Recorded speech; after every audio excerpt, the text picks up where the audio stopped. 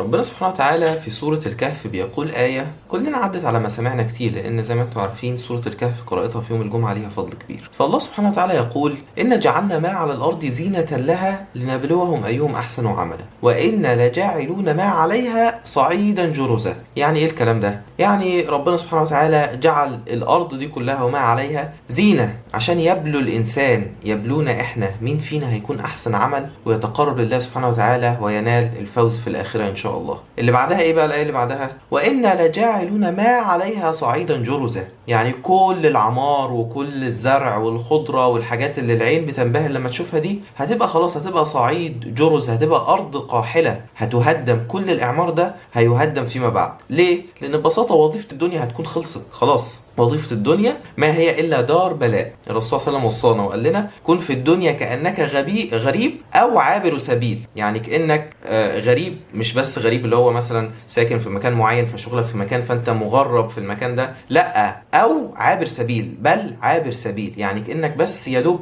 معدي في رحلة، عديت في مكان معين من الرحلة ديت وخلاص وكملت طريقك. يعني عديت كده. عارفين الاستراحة لما يبقى حد مسافر يقول لك أنا هقعد في ريست، هريح في ريست، عابر سبيل على الريست. فالمفروض نتعامل مع الدنيا ديت بالشكل ده ببساطة، لأن الدنيا دي مقارنة بالآخرة ومقارنة بيوم القيامة لا تسوى شيء. يعني أيا كان عمر الإنسان مقارنة بالحياة الأبدية فهو لا يساوي شيء. لذلك الآية ديت سبحان الله بتعيد توجيه بصرة الإنسان وبتفتح عينه كده على حقيقة الأمور، إن الدنيا اللي أنت مسحول بيها ليل نهار وليل نهار عمال تفكر في الدنيا والرزق والمستقبل والنجاح والحاجات دي كلها، كل الهيلمان اللي أنت شايفه وكل شيء أنت منبهر بيه ده هياخدوا يوم القيامة صعيدا جرز، مش هيكون ليه قيمة. تمام؟ لذلك ترتيب الأولويات ده شيء مهم.